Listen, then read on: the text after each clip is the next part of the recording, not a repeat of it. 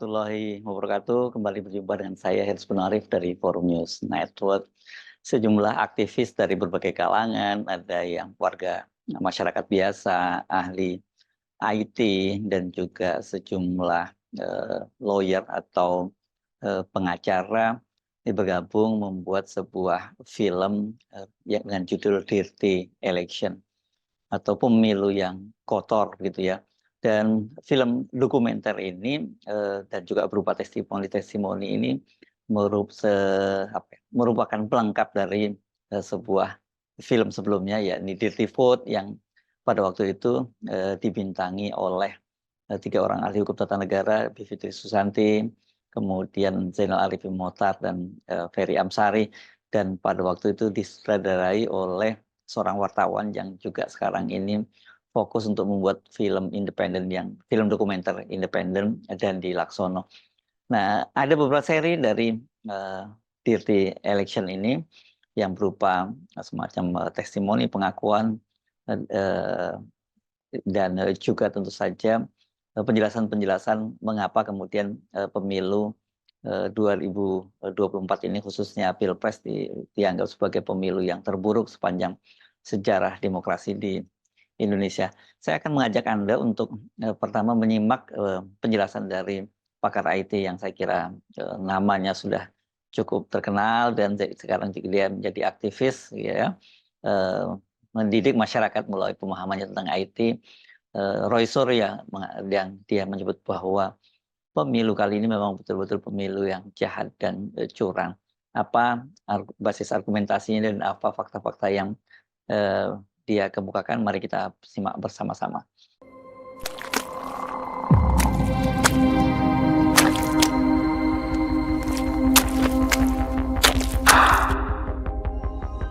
Kami dipertemukan, tidak saling mengenal sebelumnya.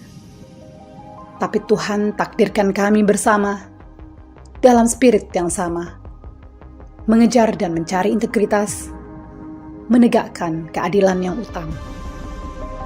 Sebagai bentuk kepedulian terhadap penegakan demokrasi dan keadilan, kami sampaikan amicus curiae brief sebagai sahabat pengadilan. Dan untuk masyarakat, film ini kami persembahkan. Menuangkan apa yang ada di kepala, menyampaikan apa yang kami bisa. Ya, tidak sempurna, tapi ikhtiar sudah kami tuntaskan. Hasilnya terserah Tuhan.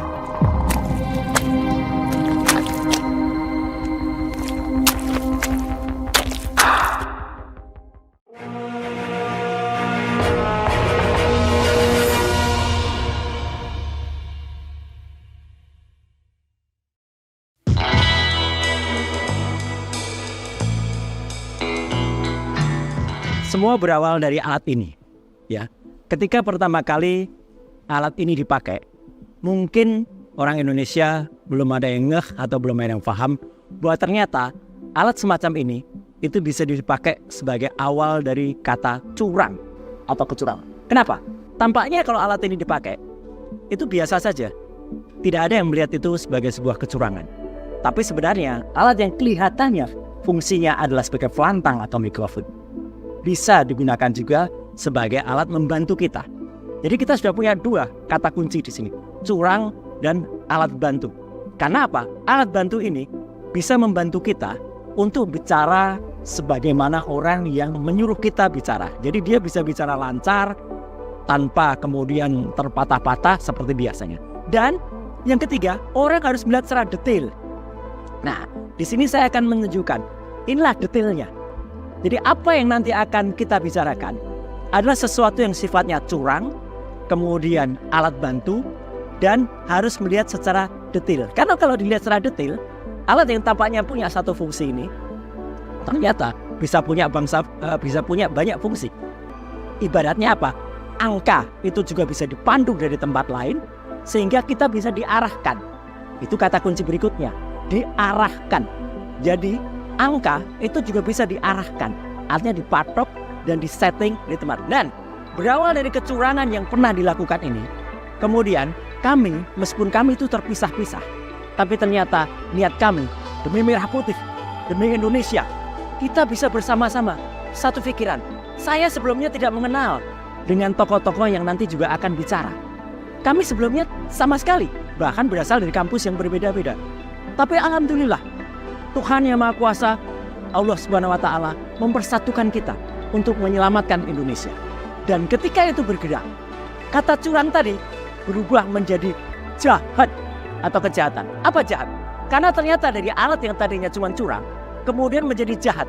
Jahat itu artinya apa? Dilindungi atau terlindungi atau makin tidak kelihatan. Inilah bukti kejahatan.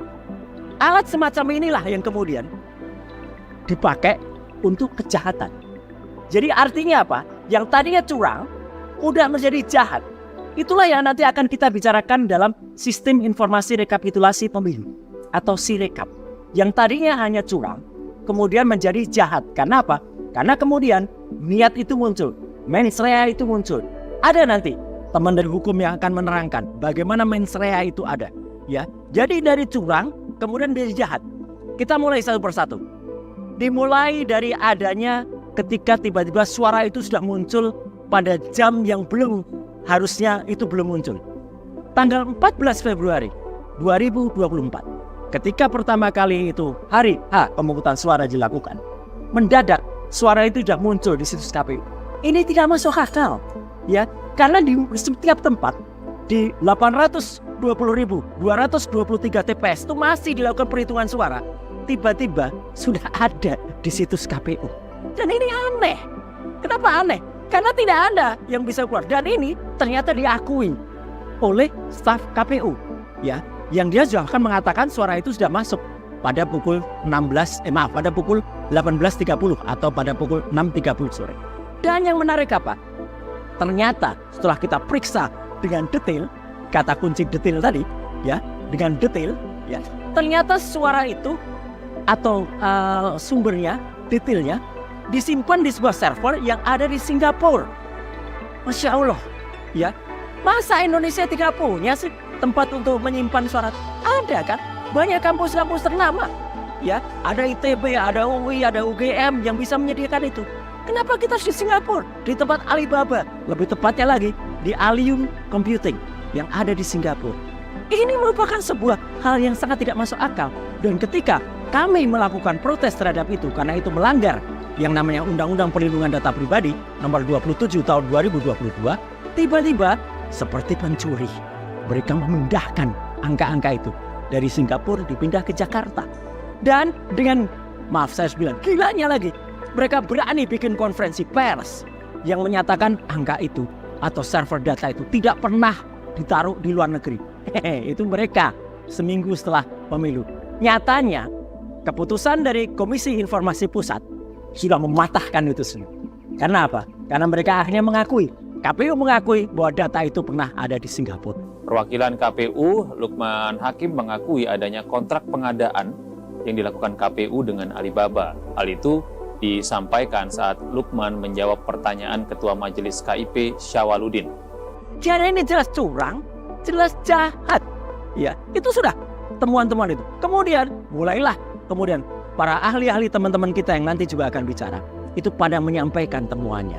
Ada yang sangat detail bisa melihat bagaimana penggelembungan suara, ya, dari yang tadinya diakui awalnya KPU hanya mengakui 154.541 TPS bermasalah atau TPS-nya salah, dan itu diakui oleh Ketua KPU sendiri, ya. Ternyata lebih besar dari itu, ratusan ribunya akan dikemuka. Dan ternyata mereka, ini yang paling jahat menurut saya, ya.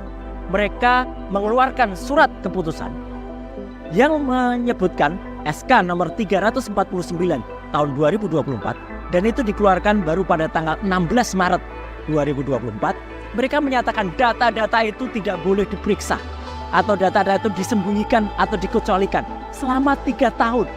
Gila, ya. Untung sekali lagi kita berterima kasih Tuhan Yang Maha Kuasa, Allah Subhanahu wa Ta'ala memberikan kekuatan kepada KIP, Komisi Informasi Pusat, yang memerintahkan kepada KPU untuk membuka data itu. Jadi, apa yang mau kita sampaikan di sini? Ada sebuah hal yang merupakan sebuah permainan yang dari curang bisa menjadi jahat. Dan lebih dahsyatnya lagi, ini poin yang terpenting. nanti akan ada penjelasan bagaimana alat yang tadinya hanya alat bantu ini, yang saya gambarkan dengan alat-alat neck microphone ini, neck headphone ini, itu bisa berubah menjadi alat utama. PKPU nomor 5 tahun 2024 menjawab itu. Karena sebenarnya Sirekap atau sistem rekapitulasi pemilu itu bukan alat bantu tetapi alat utama. Nah, inilah yang akan kita lihat bersama bagaimana kami selaku orang-orang yang punya integritas, insya Allah, yang ingin mempersembahkan kepada Republik ini dengan jiwa semangat merah putih kami, ya, inilah bagaimana kita membongkar bagaimana sebuah teknologi ternyata bisa dimanfaatkan untuk kecurangan bahkan kejahatan. Inilah dirty election untuk kita semuanya.